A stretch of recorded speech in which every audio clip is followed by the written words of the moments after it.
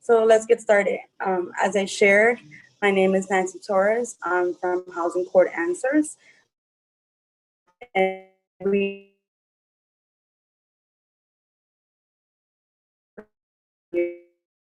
assistants. We have Maxine Wu, the assistant there. Thank you so much for joining us, and we're excited to hear about the presentation that you have in store for us. Thank you for inviting us to share information about the home sharing program.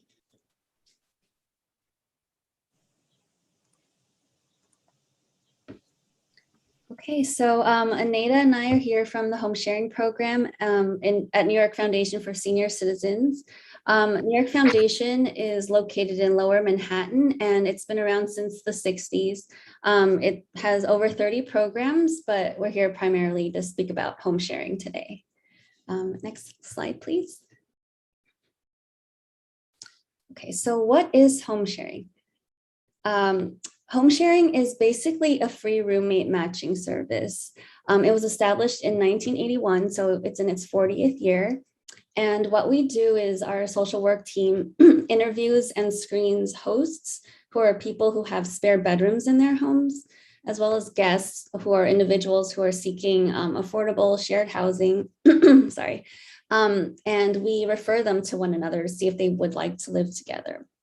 So we have an assessment that we do for both parties. It's pretty similar questions to help with screening. So people come to us because they might not feel comfortable going on Craigslist or using Roomie or whatever the websites are these days to find a roommate without some sort of screening. And we do financial screening as well as our assessment, which is an interview.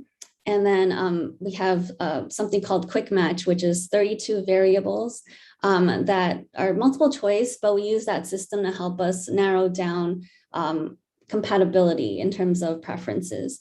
So all of those things go into our matching. And then of course, our social workers look at people as individuals, to look at their hobbies and lifestyle habits. And we use that information as well to try to find a good compatible match for each person. Since we are the New York Foundation for Senior Citizens, one person in the match does have to be 60 and over.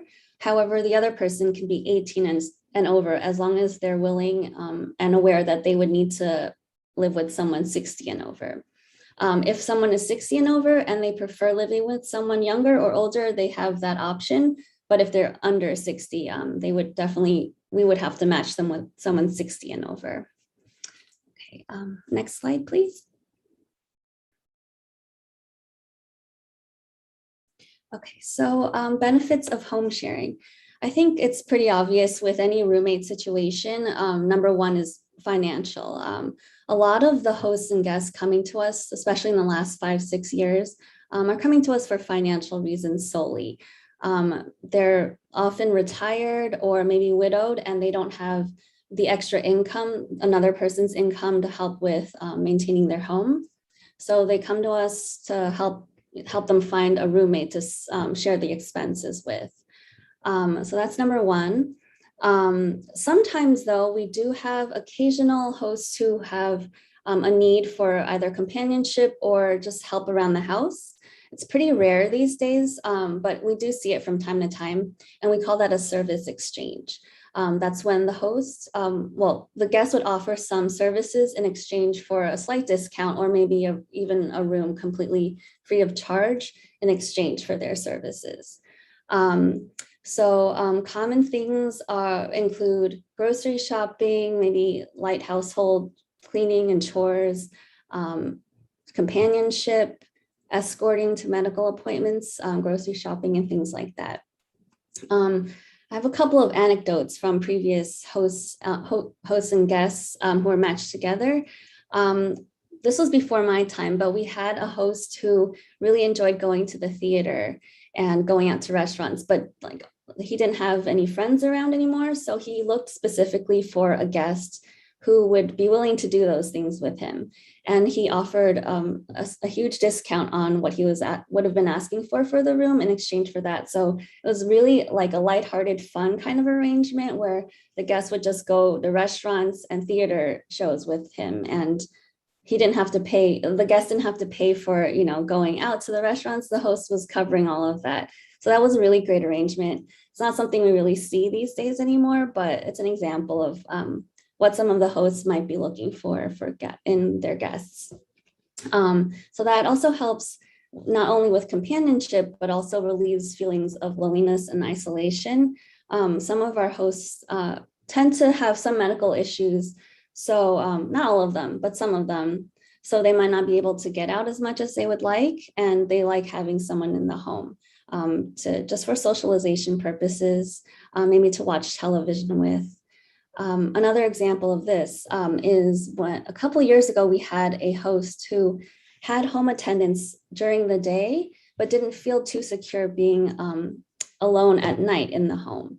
So she wanted someone who could sort of promise to be in the home after a certain point at night. So in case of an emergency, she could call 911 or a caregiver to come and help.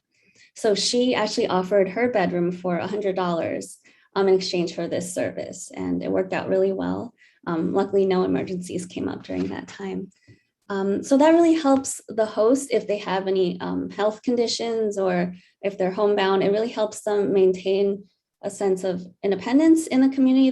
They can avoid institutionalization. They can stay in the community. And of course, it helps provide a sense of security for some who don't feel secure being at home at night alone.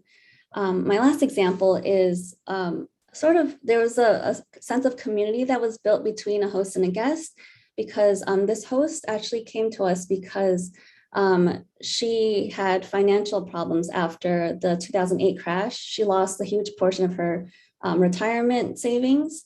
So she had always sort of had roommates, but she wanted something a little bit more secure and long-term. So she came to us for screening help. And we helped her find an NYU graduate student from Japan who was here for a multi-year program. And so the guests moved in, and they ended up becoming almost like family, because the guests didn't have any local family or friends when she first started the program. And so the host sort of became like a mother to her a little bit. And the host actually helped her, the guest, learn English a little bit better and helped her with like her assignments a little bit with the translating. And then eventually, they were together for over 4 years. Eventually, the guest started spending her summers with the host at the host's upstate cottage. So they really became like family and spent a lot of time together. They celebrated birthdays and holidays together. Like Thanksgiving, the guest would go with the host to her family, and it was great. And unfortunately, she moved back to Japan during the pandemic, but she hopes to come back, and hopefully she'll move back in with the same host again. That would be awesome. So those are some of the benefits of home sharing. There's probably many others that we don't even know about, but those are the main ones that we hear, the feedback that we get from our hosts and guests. Next slide, please. Okay, so this is a video of an intergenerational match. This video focuses primarily on the guest perspective. The host isn't featured in this video, but she was I think a 21-year-old student intern here for the summer, and we were able to match her with a host in Inwood during her time here.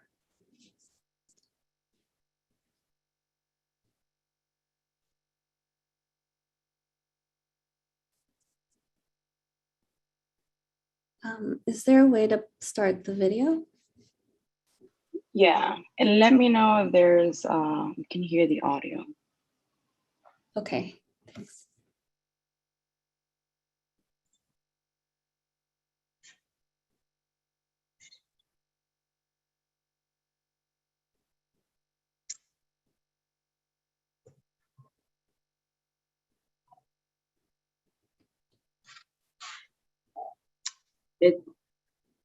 So I see it's playing on my end, but it's not playing on the participant side. I guess we can, yeah, if it doesn't work, then we can skip the video. She just It was a short-term match. She was here for the summer, and we found her a host who was living in Inwood, offering a really reasonable, asking amount for the room. She had her own kind of sitting area, and she ends up really taking to the host. They would spend a lot of time together after work for her, and she really got to know the neighborhood really well, and the host and her host's friends came over, and she got to know his friends as well. So it was a really great match.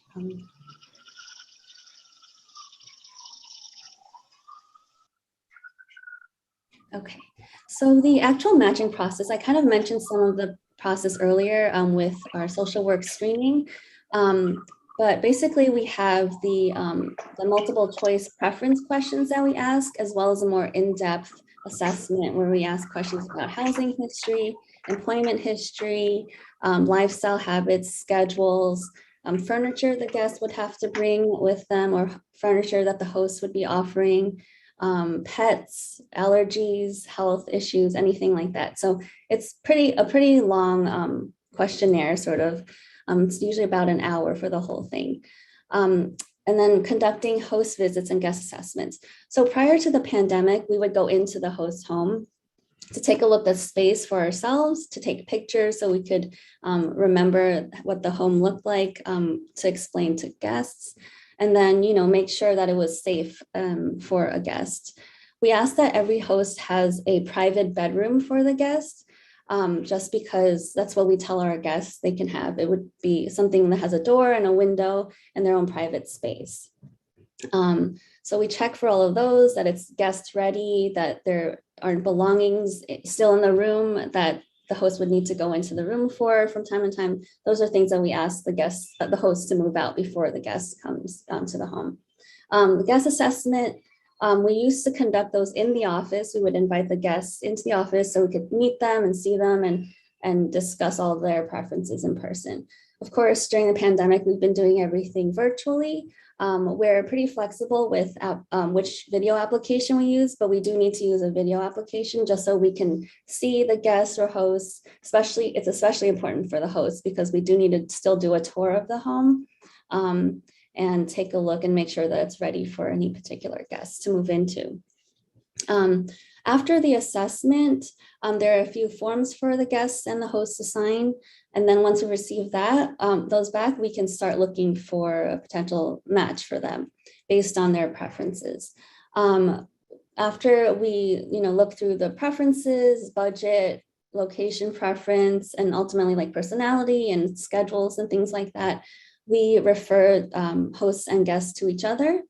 They usually talk on the phone first, and then if that goes well, we ask them to report back to us what the situation was, because if one party doesn't feel comfortable with the other and they're uncomfortable telling them, we can do that for the guest or the host. But if they both agree that it's a good match and they want to meet in person, we call that a match meeting, and then the guest and the host will arrange a time to meet in person at the home. So the guest can take a look at the space and meet the host in person and discuss any sort of details that might be important, like time, like eating times and things like that. We have a list of questions we sometimes share with hosts and guests. When they sit down and talk, they can go over some of the details to make sure they're on the same page before they move forward. If they both decide that they want to move forward, we will help work out the little details, like exactly what price, what utilities are included. Are they included at all? Do they have to pay half of, and what for, Wi-Fi, electricity, what furniture will be included in the room, what furniture the guests might be bringing, any pets, phone arrangements, and any specific arrangements that a host and guest might have that might not be part of our usual arrangement. For example, with a service exchange, we might write into an agreement that the guest needs to be home by 9 p.m. every night or something like that. And then we would write all of that into our license agreement, which is a short document. However, it was drafted by a lawyer, so it does hold up in court. It's not a lease, but it just goes over how much will be paid every month by the guest to the host, what day of the month, whether that includes utilities or not, And then, you know, things that I mentioned already, like any special arrangements, any pets, you know, are they going to be sharing duties for cooking and grocery shopping, things like that would go into the agreement. And then I guess most importantly is that if either the host or the guest decide for any reason that it's not working out for them, or perhaps the guest might find something on their own after a month or two, it's just a 30-day written notice to end the agreement. So they would have to give notice to the other person in letter form and then send a copy to us, so we're informed of what's going on. It goes in the file, and then we can help the person who, well, we can help both of them find another host or guest if that's what they're looking for. Next slide, please. Okay, so eligibility requirements.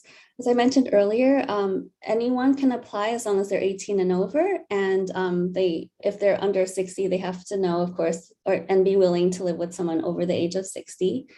And then if a host wants to apply, they must have a lease or either rent or own their home, and it has to be within the 5 boroughs. We unfortunately only serve the 5 boroughs of New York City. And then I also mentioned this before, but the host has to have a private bedroom for the guest. We can work with 1-bedroom apartments as long as the host is willing to give up the bedroom for the guest and move out into the living room. So we can work that situation. We can also work with private homes which have multiple bedrooms. Whether there's only 1 free bedroom or multiple free bedrooms, we'll work with what the host has to offer. Occasionally we do have hosts who are married and have children in the home, and they have 1 spare bedroom. So we can definitely work with that. We would just have to find a guest who's willing to move in with maybe teenagers in the home and share a bathroom with teenagers or something like that. The host must reside in the home. It doesn't have to be 365 days of the year, as long as they're in the home for the majority of the year. We have some hosts who like to take lengthy vacations to visit family outside of the country. So we definitely work with that. We have some hosts who actually want someone who's very responsible, who can sort of take in the mail and maybe pay the bills or something while they're away from home, or help not pay the bills, but help pay the bills while they're away from home. So we do have arrangements like that where it's kind of beneficial for both parties, because the guests might actually be alone in a home for 3 months out of the year and basically have their own apartment. And then the host has someone to look over the apartment for them. And then, of course, the last point is the host must be willing to share their home with at least 1 other person. Next slide, please. Okay, so in terms of application materials, we don't have an application form. We ask just for hosts and guests to supply us with 3 main categories of documents. They're pretty similar. For the host, it would be a copy of their current lease or proof of ownership, as well as a current photo ID and 3 professional reference letters. For the guests, it's pretty much the same, except instead of the current lease or proof of ownership, we would ask for a proof of income, proof of monthly income, really, so we can get a good sense of how much the guest is bringing in every month and make sure that they can pay what the host is asking for before we try to match them with someone. We always want to see that they have enough and then a little bit left over every month to cover personal expenses, transportation, food, etc. Next slide, please. We can skip this as well. It's just this is a very— Well, Maxine, sorry. Anita has it ready, so I'll stop sharing my screen and then Anita will share hers. Okay, Give me great. 1 moment. Okay. Could you give me permission? Let me see if I can do that. Yes, I think you should have it. Where everyone, this is our Zoom tech. Let's see. Okay.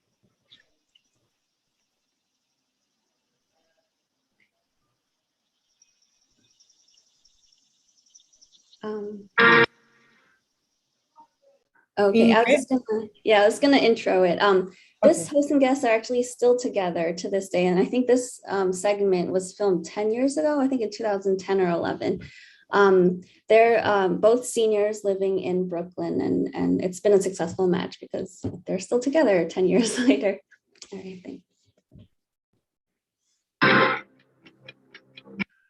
Senior citizens who can't afford to stay in their homes are finding help through a free program.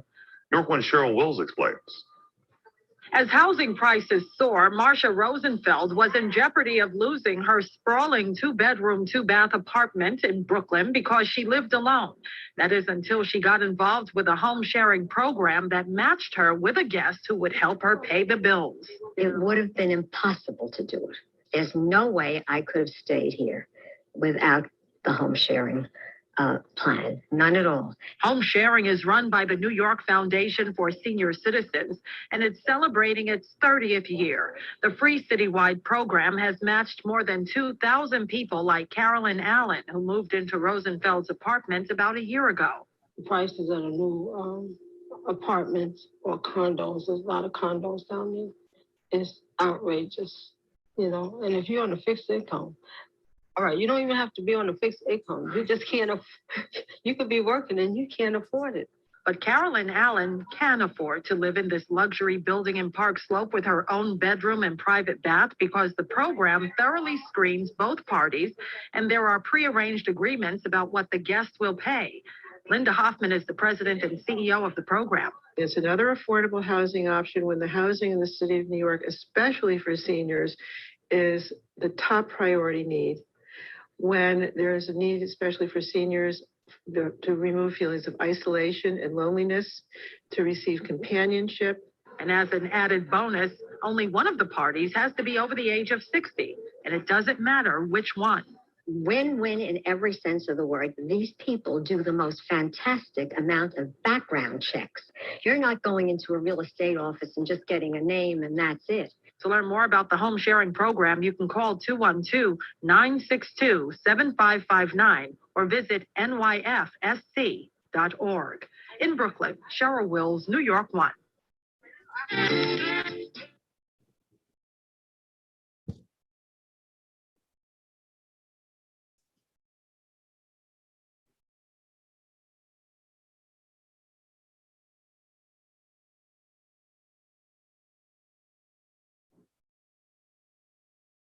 Okay, and then the final slide is just some funding sources. Occasionally we have questions about how we're funded, since we're a free matching service and we don't take any, we don't take any money for our services.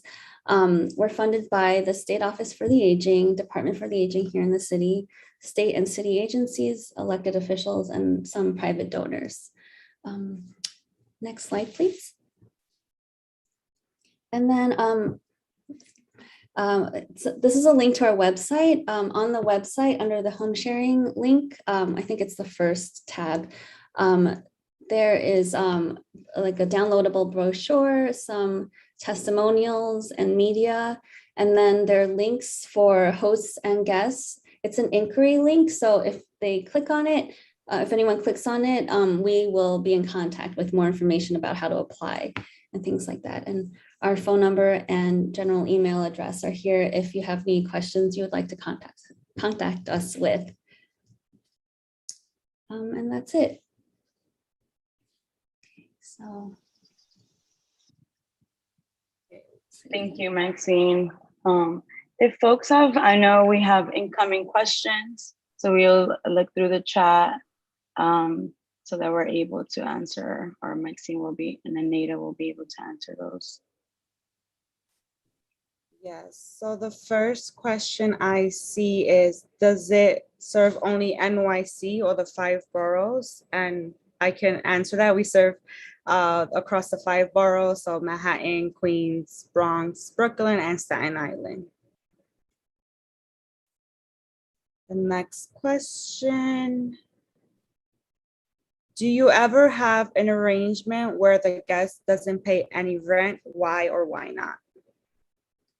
Yes, so in the occasional service exchange arrangement, most of the time these days we're seeing that the hosts are only offering a discount on what they're asking for, but occasionally they'll offer a room completely free of charge in exchange for some services or help around the home. So it does come up occasionally. Next question, additional income for hosts. How does that affect host benefits? Additional income for hosts, how does that affect host benefits / tax? So we do get that question from time to time, especially with SCREE. We're unfortunately not experts in this field, so we always recommend going to whoever, I guess, supplied the benefits to you to ask whether income from the guest would affect that. We're not 100% sure, so we would recommend checking with someone who is more familiar with the program.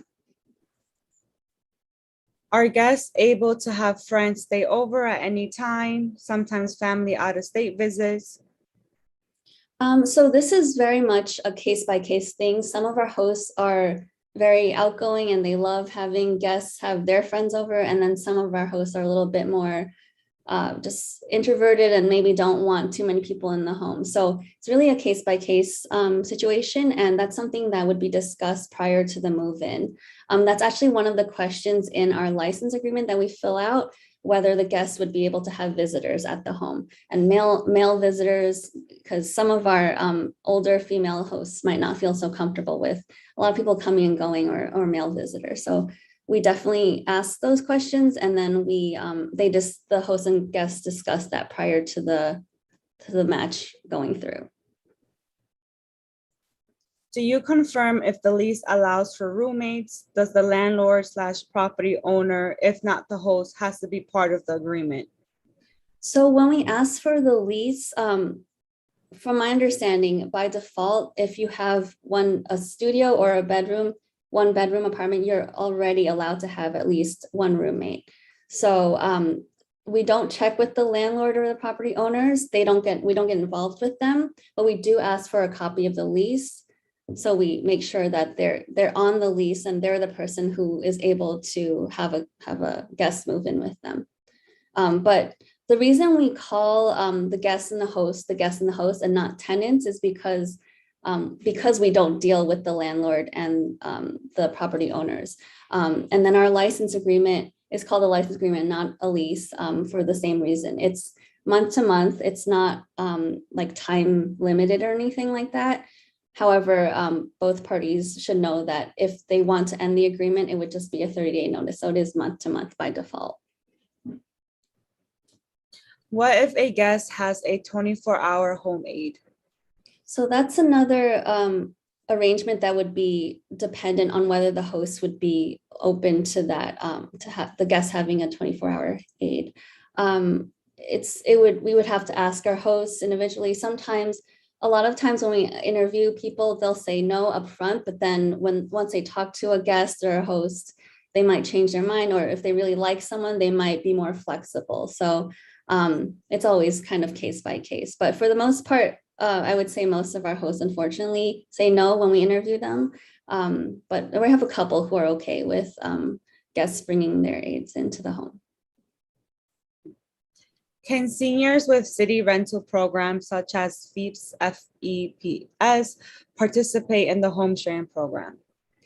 So it really depends on the terms of the voucher.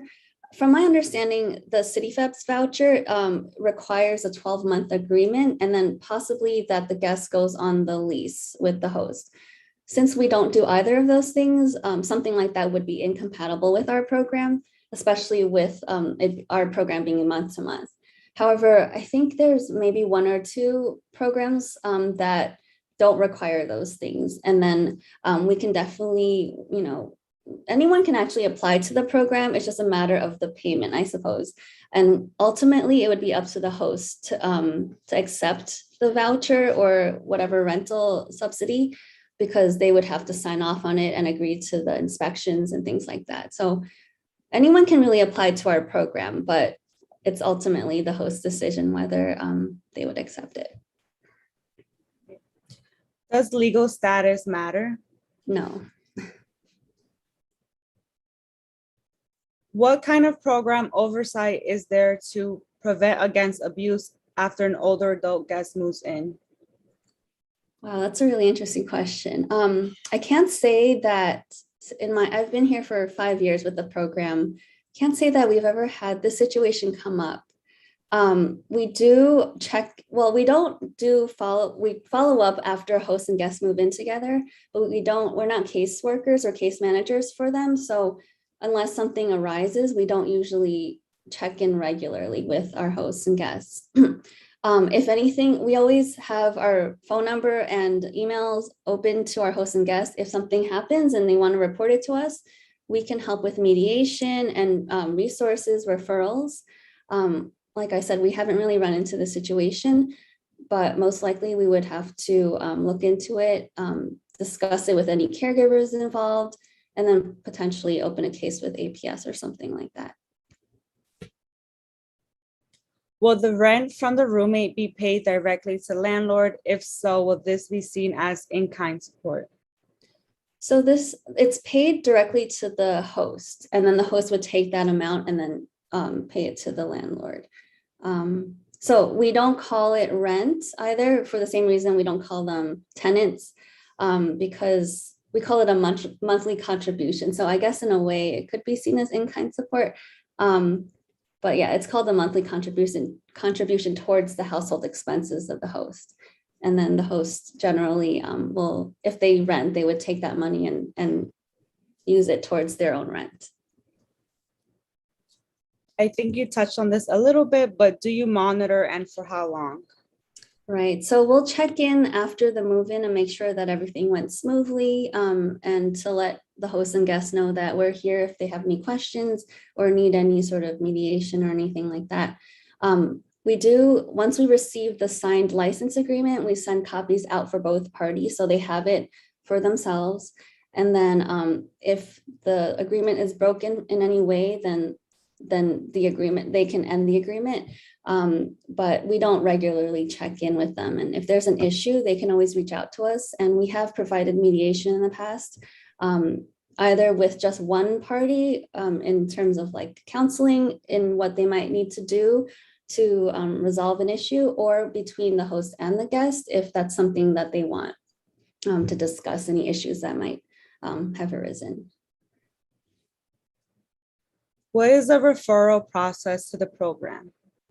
So we are happy to speak with any social workers who have, or any sort of person who's helping another person with explaining the program and providing information about how someone can apply. Or if someone's interested, they can contact us directly. I did mention that our website does have links for hosts and guests, and it's sort of it's called an application on the website, but it's really an inquiry form. So that if they enter their contact information and some other things like how much their budget is, what borough they want to live in, we'll reach out to them as well to provide more information. So you can, anyone can call us directly or email us or go on the website, and we will be in touch with more information. Great. Is there a minimum income requirement for rent sharing, assuming there are no special ranges? So it really changes. Right now, or for a while, we've been seeing that the hosts ask for between about $700 and $1,200 a month in the outer boroughs, and then $1,000 and up in Manhattan. It's been $1,000 and up in Manhattan for a very long time. Occasionally, a host might ask for a little bit less than that in the 900 range, but generally it's $1,000 and up. And we've just been seeing people's rent go up over the years in spite of the pandemic.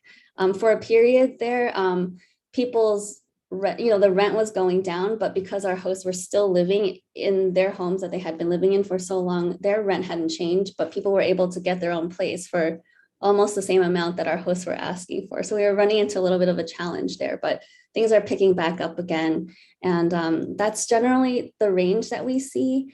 It may or may not include utilities, may or may not include furniture. Everyone's a little bit different, but those are the general ranges. And as I mentioned earlier, when we interview a guest and we refer them to any particular host, we just want to make sure that they have enough every month to pay what the host is asking for, as well as have a little bit left over for personal expenses. So there's no eligibility requirement in terms of income, but we just before we match them with someone, we want to make sure that they have enough for a particular host. What's the average contribution that guests are paying each month? I don't know like a specific average, but it's usually a range. I would say, well, our guests come to us with budgets, of course, and we're seeing a lot of people who can pay between like 500 and 1,000 a month. So that's what we're working with in terms of the guests. And then on the host end, we're working with 700 to like 1,500 right now. So we just need to find the overlap and try to match the people who can pay enough. And then the hosts who, you know, I mean, it's hard for us right now to match people who are asking like 1,400 a month in Manhattan, but we try our best to match. Yeah, so Eleanor, yeah, this presentation is being recorded and will be on the YouTube page of the Housing for Answers. And what kind of notice can the guest expect if the host no longer wants the guest in the home for whatever reason? So built into our license agreement is a 30-day written notice. So the guest must, or the host must give 30 days at least for the guest to move out.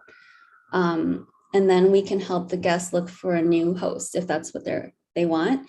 And then we can help the host look for a new guest if that's what they want. But some of our hosts are very generous and they might give more than 30 days. That's really between the host and guest, but through our program, it must be at least 30 days.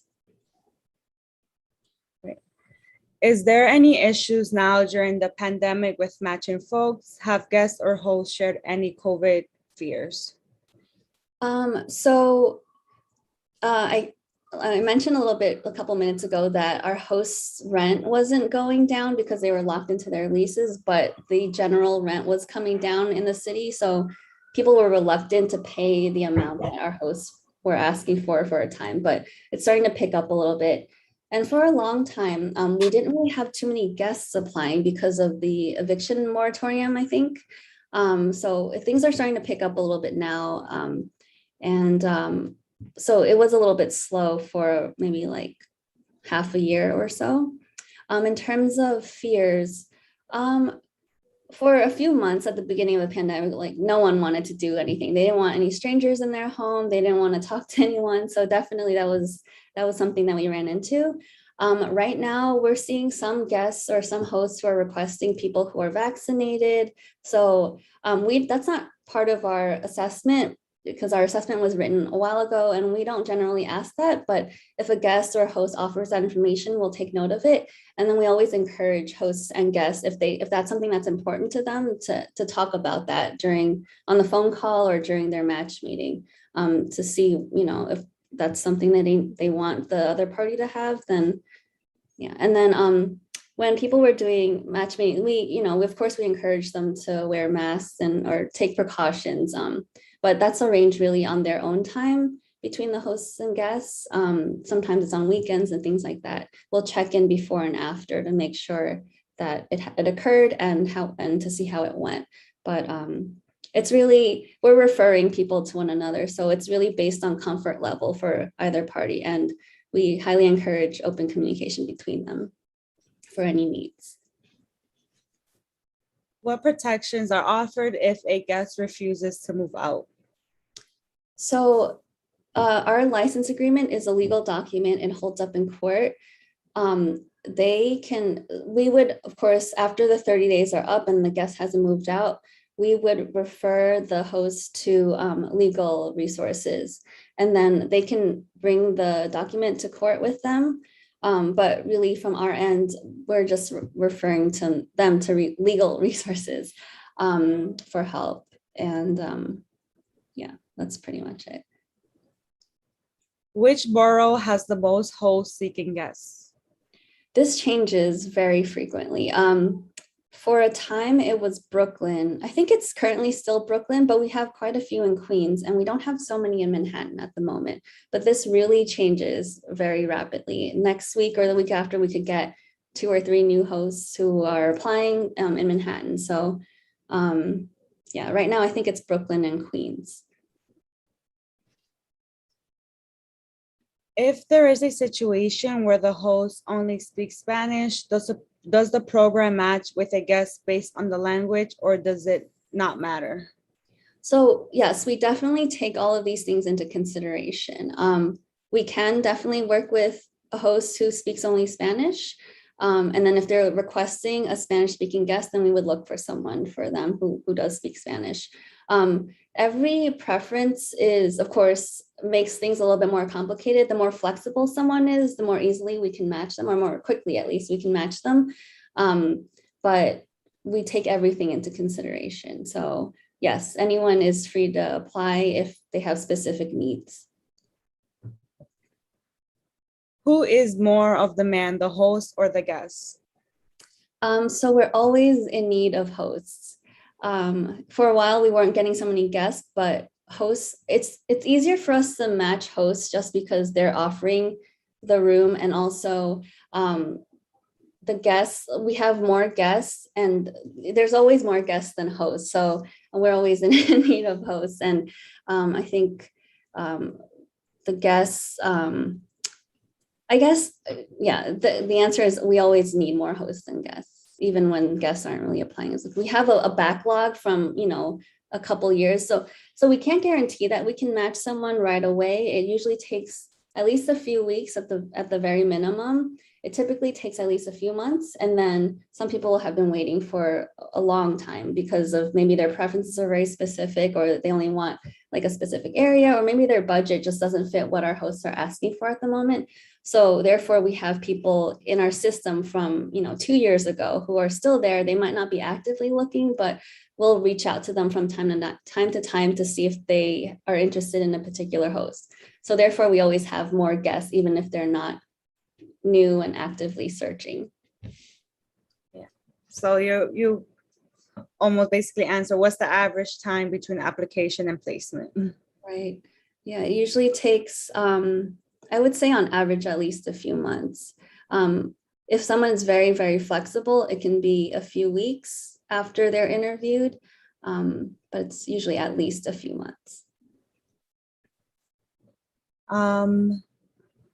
How long does the process take to begin if there is no referral to the program and someone is calling in because there's interest either as a guest or host? So if someone's just calling in, the process starts the moment we get the complete application, which is the reference letters, the proof of income, and the photo ID. Once we get all 3 letters and all of those things, we start calling the references, confirming them. And then once that is done, we'll call to schedule a virtual assessment. So it usually takes 1 to 2 weeks to confirm the letters, depending on how long it takes for the references to get back to us. And then once the assessment is done and the forms are signed, then we can start looking right away. So that's the first part of the process. The second part is the matching part, which is very unpredictable. It depends on so many factors and preferences, and ultimately compatibility between hosts and guests. That was the last question in the chat. I'm not sure if there's any more questions. Oh yeah, can family friends be a reference? So unfortunately, we only accept professional references. These are usually coworkers, supervisors, doctors, dentists, attorneys, anyone that the client has dealt with professionally. We do accept letters from people who might now be friends, but were at one point professional. They had a professional relationship with. So if it was like a coworker from maybe 20 years ago, as long as they keep the letter professional, we can accept that.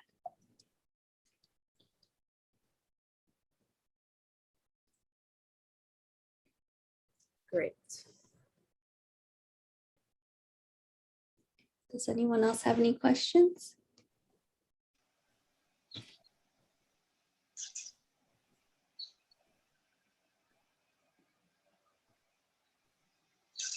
All right. Well, one more question. Yes. Is there a criminal or credit check? So unfortunately, we don't run this for everyone. No, we use the reference letters for sort of a background check. Very, very occasionally, we might be able to run a background check, but more often, if either party feels that they would feel more secure with that, we encourage them to discuss it with the other party and then to run a background check that way, independently.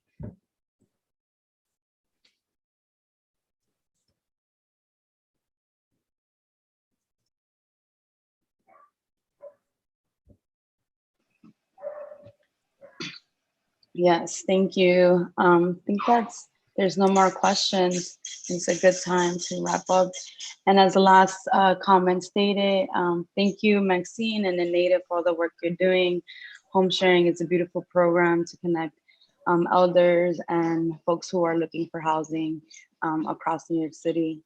I think we'll just wrap up now. I just want to remind everybody, if you go to YouTube, you'll be able to search our page, Housing Court Answers, and then you'll be able to find this presentation on that website. We'll also share it to the New York Foundation, and then they'll be able to share that with their own clients and demographics. And thank you so much. Thank you so much Thank for you. having us, and thank you everyone for attending today. Thank you. Bye. So take care, everyone. Bye, folks. Thank you again. Great information. Thank you.